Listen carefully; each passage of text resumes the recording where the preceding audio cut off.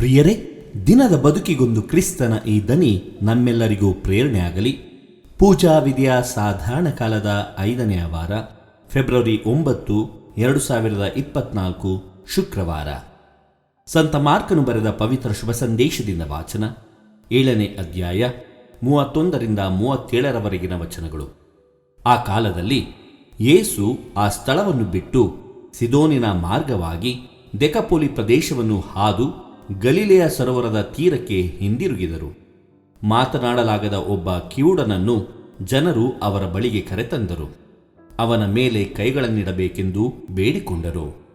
ಯೇಸು ಅವನನ್ನು ಜನರ ಗುಂಪಿನಿಂದ ಪ್ರತ್ಯೇಕವಾಗಿ ಕರೆದೊಯ್ದು ತಮ್ಮ ಬೆರಳುಗಳನ್ನು ಅವನ ಕಿವಿಯೊಳಗೆ ಇಟ್ಟರು. ತಮ್ಮ ಉಗುಳಿನಿಂದ ಅವನ ನಾಲಿಗೆಯನ್ನು ಮುಟ್ಟಿದರು.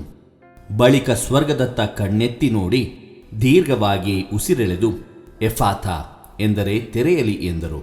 ತಕ್ಷಣವೇ ಅವನ ಕಿವಿಗಳು ತೆರೆದವು. ನಾಲಿಗೆಯ ಬಿಗಿ ಸಡಿಲಗೊಂಡಿತು.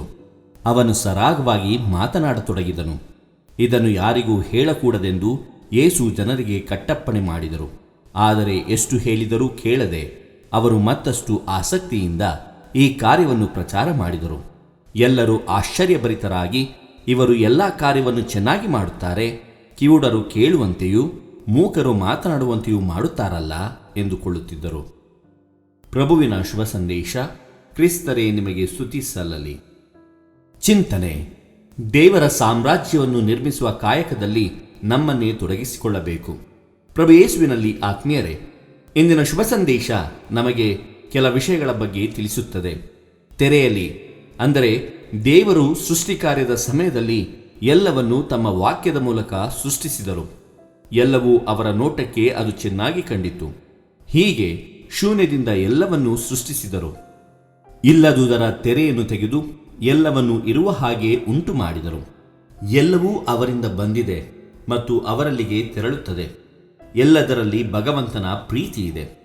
ಆತ್ಮೀಯರೇ, ಇಂದಿನ ಶುಭ ಸಂದೇಶದಲ್ಲಿ ಯೇಸು ಮೂಕ ಕಿವುಡನಿಗೆ ಕೇಳಲು ಮತ್ತು ಮಾತನಾಡಲು ಇದ್ದ ತೆರೆಯನ್ನು ತೆಗೆದು ಪುನಃ ಕೇಳಲು ಮತ್ತು ಮಾತನಾಡಲು ಶಕ್ತಿಯನ್ನು ನೀಡುತ್ತಾರೆ. ತೆರೆಯಲಿ ಎಂಬ ಮಾತುಗಳಿಂದ ಅವನನ್ನು ಗುಣಪಡಿಸುತ್ತಾರೆ. ಸೃಷ್ಟಿ ಕಾರ್ಯದ ಸಮಯದಲ್ಲಿ ಇಲ್ಲದುದರ ತೆರೆಯನ್ನು ತೆಗೆದ ಹಾಗೆ ಮೂಕ ಕಿವುಡನ ಕಿವುಡುತನ ಹಾಗೂ ಮೂಕತನದ ತೆರೆಯನ್ನು ತೆಗೆದು ಹೊಸ ಚೈತನ್ಯವನ್ನು ಯೇಸು ನೀಡುತ್ತಾರೆ. ಯೇಸು ಕ್ರಿಸ್ತರು ದೇವರ ಪ್ರೀತಿಯನ್ನು ಪ್ರಕಟಿಸುತ್ತಾರೆ. ಮೂಕ ಕಿವುಡನಿಗೆ ದೇವರ ಸ್ತುತಿಗಾನ ಮಾಡಲು, ಅವರ ಮಹಿಮೆಗೆ ಸಾಕ್ಷಿಯಾಗಿ ಬಾಳಲು ಮಾತು ಮತ್ತು ಕೇಳುವ ಶಕ್ತಿಯನ್ನು ಯೇಸು ನೀಡುತ್ತಾರೆ. ನಮಗೂ ಇಂತಹ ಒಂದು ಶಕ್ತಿ ಇದೆ. ಅದನ್ನು ನಾವು ಎಷ್ಟರ ಮಟ್ಟಿಗೆ ದೇವರ ನಾಮವನ್ನು, ಅವರ ಮಹಿಮೆಯನ್ನು ಸಾರಲು ಬಳಸುತ್ತೇವೆ?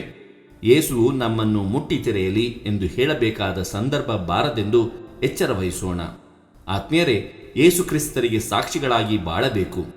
ನಮಗೆ ದೇವರು ನೀಡಿರುವ ಸರ್ವ ವರದಾನಗಳನ್ನು ಬಳಸಿ ಅವರಿಗೆ ಸಾಕ್ಷಿಗಳಾಗಿ ಬದುಕಬೇಕಾಗಿರುವ ಅನಿವಾರ್ಯತೆ ನಮ್ಮ ಪ್ರಸ್ತುತ ಕಾಲದ್ದಾಗಿದೆ. ಪ್ರೀತಿಯ ಗೋಪುರಗಳನ್ನು ಕಟ್ಟಬೇಕು ಹಾಗೂ ಕ್ರಿಸ್ತ ಈ ಲೋಕಕ್ಕೆ ಬಂದು ದೇವರ ಸಾಮ್ರಾಜ್ಯವನ್ನು ನಿರ್ಮಿಸುವ ಕಾಯಕದಲ್ಲಿ ನಮ್ಮನ್ನೇ ತೊಡಗಿಸಿಕೊಳ್ಳಬೇಕು. ಸಂತರ ಸ್ಮರಣೆ. ಆತ್ಮೀಯರೇ, ಇಂದು ನಾವು ಸಂತ ಮಿಗೇಲ್ ರವರ ಸ್ಮರಣೆಯನ್ನು ಮಾಡುತ್ತಿದ್ದೇವೆ. ಇವರ ಕಾಲಾವಧಿ 1854ರಿಂದ 1910ರವರೆಗೆ. ಆತ್ಮೀಯರೇ, ಇವರು institute of the brothers of the Christian ಸ್ಕೂಲ್ಸ್ನ ಸದಸ್ಯರಾಗಿದ್ದರು. ಇವರು ಕ್ಯುನ್ಕಾದಲ್ಲಿ ರಾಜಕೀಯವಾಗಿ ಪ್ರಭಾವಶಾಲಿಯಾದ ಕುಟುಂಬವೊಂದರಲ್ಲಿ ಜನಿಸಿದರು. ತಮ್ಮ ಕುಟುಂಬದವರ ವಿರೋಧವನ್ನೆಲ್ಲ ಧೈರ್ಯವಾಗಿ ಎದುರಿಸಿ ಧಾರ್ಮಿಕ ಸಭೆಯನ್ನು ಸೇರಿದರು. ತಮ್ಮ ನೊವಿಶಿಯೇಟ್ನ ಸಮಯದಲ್ಲಿ ಇವರಿಗೆ ಮಿಗೇಲ್ ಎಂಬ ಹೆಸರನ್ನು ನೀಡಲಾಯಿತು. ಸಂತ ಮಿಗೇಲ್ ರವರೇ, ನಮಗಾಗಿ ಪ್ರಾರ್ಥಿಸಿರಿ. ದೇವರು ನಮ್ಮೆಲ್ಲರನ್ನು ಆಶೀರ್ವದಿಸಲಿ. ಇದು ದನಿ ಮಾಧ್ಯಮ ಮನೆಯ ಕೊಡುಗೆ. ಧ್ವನಿ ವಂದನೆಯ ಸ್ವಾಮಿ ಶಾಂತಕುಮಾರ್ ಜೆ, ಬೆಂಗಳೂರು ಮಹಾಧರ್ಮ ಕ್ಷೇತ್ರ. ಪ್ರಿಯರೇ, ಈ ಚಾನೆಲ್ ಅನ್ನು ಸಬ್ಸ್ಕ್ರೈಬ್ ಮಾಡಿ ಪ್ರತಿದಿನ ದೇವರ ವಾಕ್ಯವನ್ನು ಆಲಿಸುತ್ತಾ ಅದನ್ನು ಇತರರೊಂದಿಗೆ ಹಂಚಿಕೊಳ್ಳಲು ನಮಗೆ ನೆರವಾಗಿರಿ. ಧನ್ಯವಾದಗಳು.